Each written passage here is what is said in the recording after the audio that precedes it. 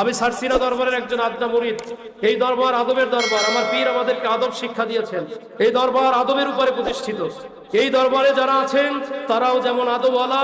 এই দরবারে কোনোদিন কোনো মানুষ আমার পীরের মুখ থেকে আপনারা কোনোদিন সারসিনা দরবারের পীরের আলোচনা শুনতে যাবেন, যেখানে মাহফিল হুজুর আসে যাবেন, দেখবেন কোনো দলের কোনো গীবত করবে না, শিকায়েত করবে না, কারো কোনো কুচ্ছা বলার মতো সারসিনা দরবার না। হুজুর একটা কথা বলেন, অন্য মানুষের জীবনে তারা কি করে না করে এগুলো আমরা আলোচনা করব না। অন্যের দই টক হয়ে গেছে এই কথা আমরা বলবো না, বরং আমাদের দই মিষ্টি এই কথাটা বলেন, আমলি নসিহত করেন, মানুষের জিন্দেগি পরিবর্তন হোক এমন কিছু নসিহত শোনায় দেন। ভালো কথা মানুষের কাছে ভালো লাগবে, অন্যের দোষ ত্রুটি বলে নিজের আমল নষ্ট করার কোনো প্রয়োজন না। সারসিনা দরবার কারো গোলামিও করে না, কোনো মানুষের গীবত শিকায়ত করে না। আমি সেই দরবারের একজন মুরিদ।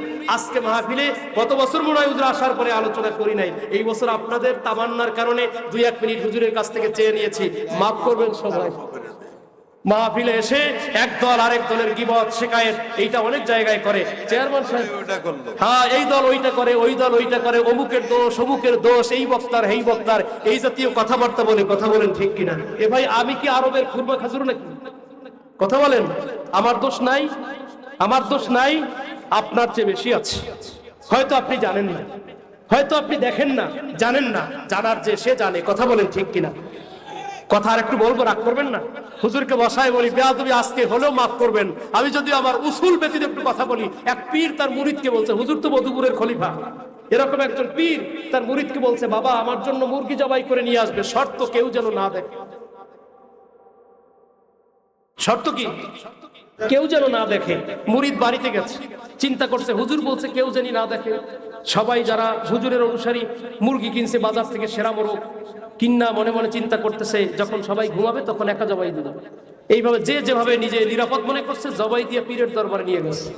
একজন মুরিদ একটা আস্ত মুরগি নিয়ে পীরের দরবারে হাজির। হুজুর সবাইরে জিজ্ঞাসা করা শুরু করছে, তুমি জবাই দিলা কেমনে, তুমি কেমনে, তুমি কেমনে, তুমি কোন জায়গায়? হুজুর আমি এমনি জবাই দিছি, এমনি জবাই দিছি, ঘরের ভিতরে, আমি বাহিরে গিয়া। হুজুর একদম ঘরের ছাদে, নীরবে নিবৃতে জঙ্গলে গিয়া। বাবা তুমি তো জবাই দিয়া আনলা না, আস্তা মুরগি নিয়ে আসলা, কারণটা কি বাবা?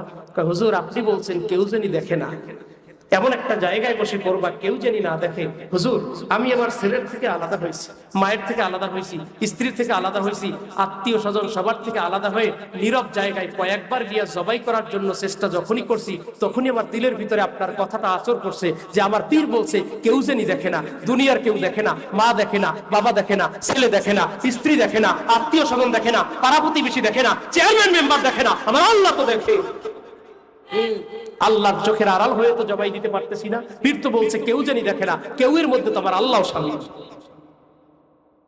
ও ভাই, আমার অন্তরের খবর আমার আল্লাহ জানেন। কথা বলেন ঠিক কিনা?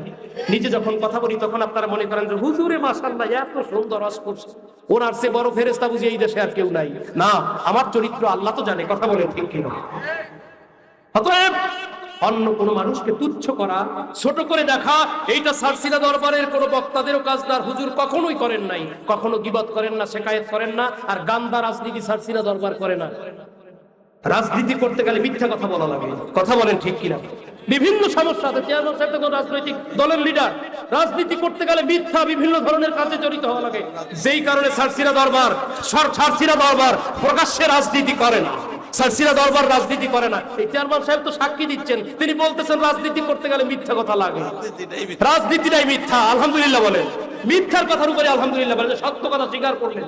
এই জন্যই সারসিনা দরবার রাজনীতি করে, সারসিনা দরবারের জন্য রাজনীতি করে না। আমার ভাইয়েরা, আমি যে এই কথাটা আপনাদের কাছে বলতে চেয়েছি, এই সারসিনা দরবারে আপনারা মাহফিলে যাবেন। এই মাঘ মাসে মাহফিল আছে, অগ্রহায়ণের মাহফিল আছে, আবার ফাল্গুনের মাহফিল আছে, আপনারা যাবেন।